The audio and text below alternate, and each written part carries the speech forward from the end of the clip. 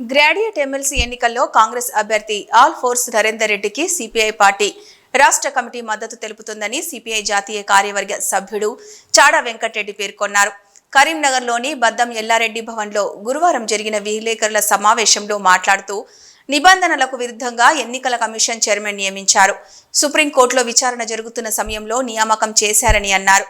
ఎన్నికల సంఘాన్ని గుప్పిట్లో పెట్టుకోవడానికి ఈ నిర్ణయం తీసుకున్నట్లు ఆరోపించారు.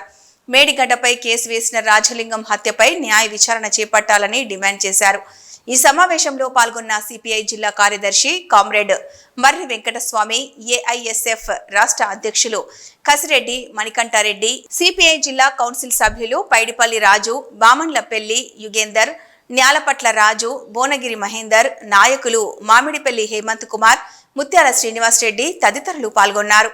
విధానం తెరపైకి వచ్చింది.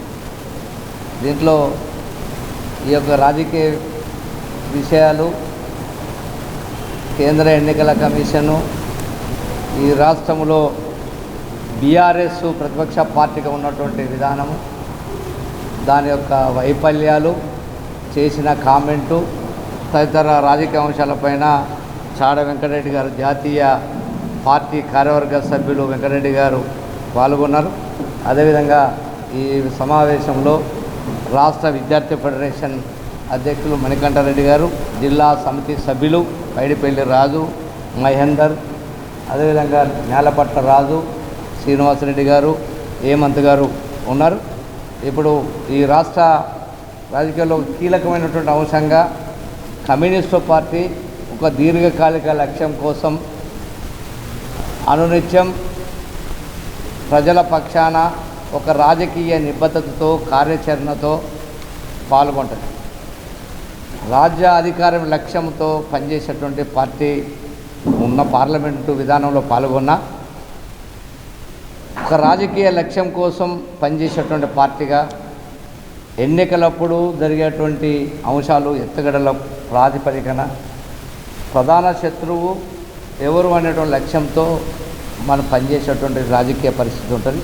అలాంటి పరిస్థితుల్లో కేసీఆర్ గారు నిన్న జరిగినటువంటి సమావేశంలో కమ్యూనిస్టులను కాంగ్రెస్ తొత్తులుగా మాట్లాడడం పట్ల, కమ్యూనిస్టు పార్టీ ఎవరికి తొత్తులు కాదు, అవకాశ రాజకీయ పరిస్థితులను తెలంగాణ ఉద్యమాన్ని పణంగా పెట్టుకొని అధికారాన్ని కుటుంబ పాలనగా చేసినటువంటి ఒక నియంత కేసీఆర్ తప్ప కమ్యూనిస్టులు కాదు. కమ్యూనిస్టులు పేదల పక్షం.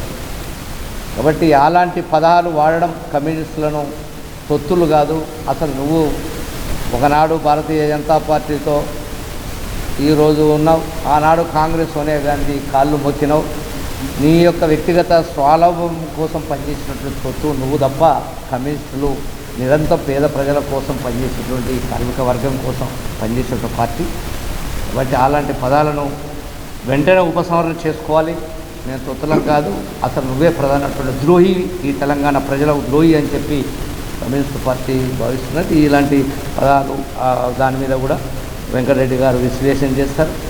కాళేశ్వరం సంబంధించినటువంటి దాని మీద కూడా కేసులు వేసిన ఒక స్వచ్ఛంద సంస్థ నాయకుడు, అతన్ని మన రాత్రి చంపినటువంటి పరిస్థితి, కేసు ఉన్నటువంటి అతన్ని కూడా హత్య చేయాలి. అది కేసీఆరే కుట్రబండి, ఆ కుట్రబండి చంపినట్టుగా వార్తలు వస్తున్నాయి. ఇవన్నిటి మీద కూడా వెంకటరెడ్డి గారు చెప్తారు. ఎన్నికలు సాగుతూ ఉన్నాయి. ఈ ఎన్నికల్లో కాంగ్రెస్ పార్టీకి సంబంధించి మమ్మల్ని మద్దతు ఇవ్వమని కోరినారు.